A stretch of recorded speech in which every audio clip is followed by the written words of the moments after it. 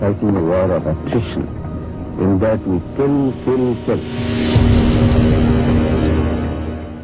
বাংলাদেশে এ পর্যন্ত মোট ৩টি বড় গণ অভ্যুত্থানের পর প্রতিবারই আওয়ামী লীগ জনগণের কাছে ক্রমশ অপ্রিয় হয়ে উঠেছে, আর প্রতিবারই ক্ষমতার কেন্দ্রে উঠে এসেছে বিএনপি।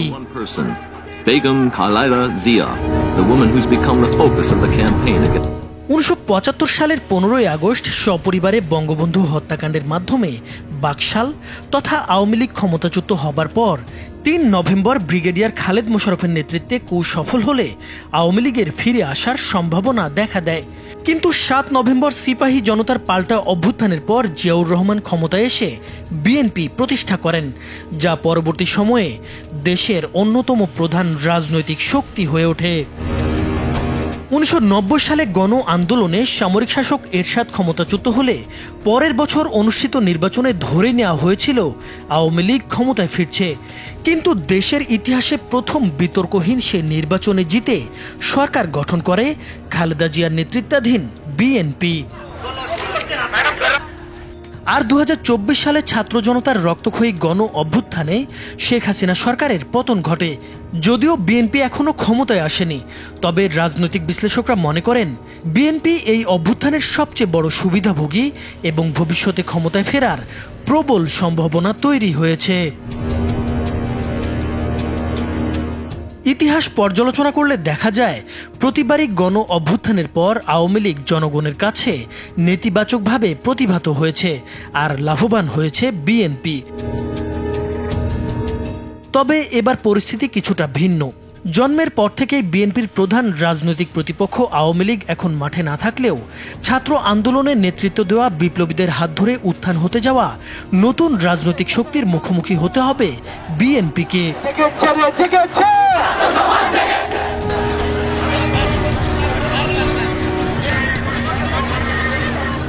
১৯৭৫ সালের রাজনৈতিক পট পরিবর্তনের আগে দেশে তীব্র রাজনৈতিক অস্থিরতা বিরাজ করছিল।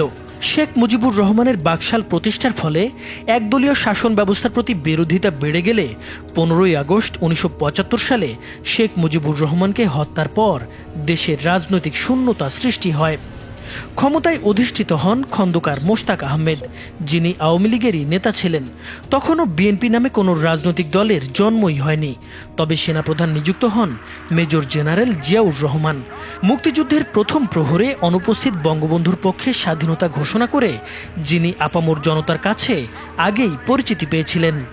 পরে ১৯৭৫ সালের ৩রা নভেম্বর খালেদ মোশাররফের নেতৃত্বে সেনাবাহিনীর একাংশ অভ্যুত্থান ঘটালে মুজিব বিরোধী একটি অংশ এই অভ্যুত্থানকে ভারতীয় ষড়যন্ত্র হিসেবে আখ্যা দেয়, যা জনমনে দুশ্চিন্তা বাড়িয়ে তোলে। এরপর ৭ নভেম্বর সিপাহী জনতা বিদ্রোহ সংঘটিত হয়। সেনাপ্রধান জিয়ার সমর্থনে কর্নেল আবু তাহেরের নেতৃত্বে বিপ্লবী সৈনিক সংস্থা এই অভ্যুত্থানে গুরুত্বপূর্ণ ভূমিকা রাখে। বিদ্রোহীরা জিয়াউর রহমানকে বন্দিদশা থেকে মুক্ত করে, তবে পরিস্থিতি দ্রুত বিপ্লবী সৈনিক সংস্থা এবং তাদের মূল দল জাসদের নিয়ন্ত্রণের বাইরে চলে যায় এবং সিপাহী জনতা জিয়াউর রহমান ও মোশতাকের পক্ষে স্লোগান দিতে থাকে।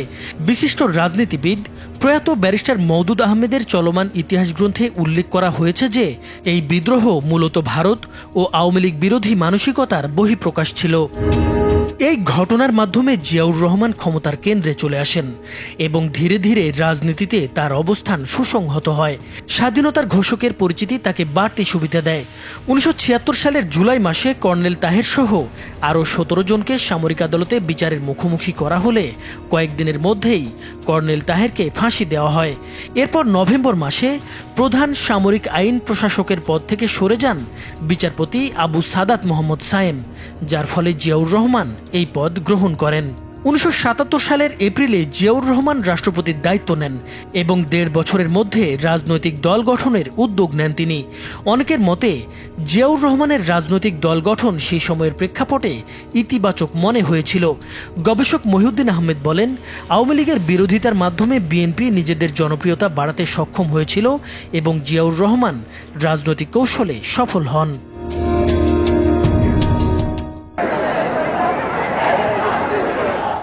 80-র দশকে তৎকালীন সামরিক শাসক এইচ.এম. এরশাদকে ক্ষমতা থেকে সরানোর জন্য আওয়ামী লীগ, বিএনপি সহ সব রাজনৈতিক দলগুলো আন্দোলন করছিল। সে সময় তারা একমত হয়েছিল যে স্বৈরাচার সরকারের আমলে কোনো নির্বাচনে তারা অংশ নেবে না। কিন্তু সবাইকে হতবাক করে দিয়ে আওয়ামী লীগ 1986 সালের নির্বাচনে অংশ নেয়। এরশাদ সরকারের প্রভাবশালী মন্ত্রী মওদুদ আহমদ তার বইয়ে লিখেছেন, এরশাদ সরকারের সাথে এক গভীর সমঝোতার পর শেখ হাসিনার নেতৃত্বে আওয়ামী লীগ নির্বাচনে অংশগ্রহণ করার সিদ্ধান্ত নেয় এবং নির্বাচন কমিশনে মনোনয়নপত্র দাখিলের সময়সীমার মাত্র কয়েক ঘন্টা আগে তারা তাদের সিদ্ধান্ত ঘোষণা করে। রাজনৈতিক বিশ্লেষকরা মনে করেন এই বিষয়টি পরবর্তীতে বিএনপিকে রাজনৈতিক সুবিধা দিয়েছিল। নির্বাচনে আওয়ামী লীগ অংশ নেবার কারণে জনগণের মধ্যে আওয়ামী লীগ সম্পর্কে একটি নেতিবাচক ধারণা তৈরি হয়। ফলে 1991 সালে যখন নির্বাচন অনুষ্ঠিত হয় তখন জনগণ শেখ হাসিনার পরিবর্তে বেছে নেয় আপসহীন নেত্রী উপাধি পাওয়া খালেদা জিয়ার নেতৃত্বাধীন বিএনপিকে।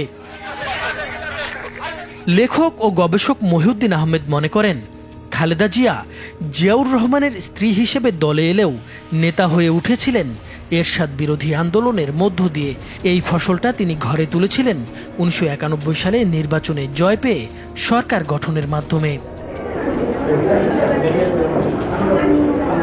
6 মাস আগে 2024 সালের আগস্টে ছাত্র জনতার গণ অভ্যুত্থানের ফলে শেখ হাসিনা ক্ষমতা ছাড়তে বাধ্য হলে দেশের রাজনীতির নিয়ন্ত্রণ ফের আওয়ামী লীগ বিরোধী শক্তির হাতে চলে যায়। এই পরিবর্তনে সবচেয়ে বেশি লাভবান হয়েছে বিএনপি ও জামায়াতে ইসলামী।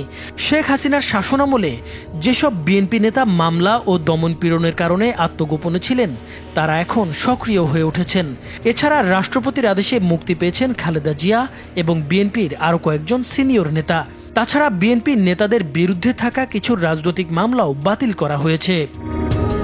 আওয়ামী লীগের শাসনামলে লন্ডন প্রবাসী বিএনপি নেতা তারেক রহমানের বক্তব্য নিষিদ্ধ ছিল, কিন্তু এখন দেশের গণমাধ্যমে তার বক্তব্য প্রকাশিত ও প্রচারিত হচ্ছে।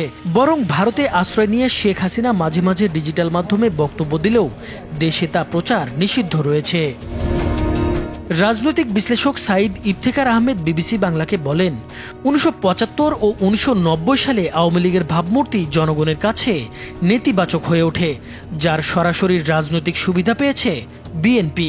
অনেক বিশ্লেষকের মতে যদি বিএনপি ও আওয়ামী লীগের বাইরে আরেকটি কার্যকর রাজনৈতিক শক্তি থাকত তাহলে বিএনপি এত বড় সুবিধা পেত না। তবে এবার বৈষম্য বিরোধী ছাত্র আন্দোলন ও জাতীয় নাগরিক কমিটি একটি নতুন রাজনৈতিক দল গঠনের ঘোষণা দিয়েছে। তারা মনে করেন বিদ্যমান রাজনৈতিক দলগুলো জনগণের আকাঙ্ক্ষা পূরণে ব্যর্থ হয়েছে, তাই ছাত্র তরুণদের নেতৃত্বে নতুন রাজনৈতিক শক্তি গড়ে তোলা দরকার। সংগঠন দুটি জানিয়েছে তারা জনগণের মতামতের ভিত্তিতে নতুন দল গঠন করে দেশের রাজনৈতিক সংস্কৃতিতে পরিবর্তন আনতে কাজ করবে। বৈষম্যবিরোধী ছাত্র আন্দোলন ও জাতীয় নাগরিক কমিটি উভয়ই জুলাই বিপ্লবের চেতনা রক্ষার জন্য স্বতন্ত্র প্ল্যাটফর্ম হিসেবে অব্যাহত থাকবে। নাইমুর হোসেন, মাছরাঙা টেলিভিশন।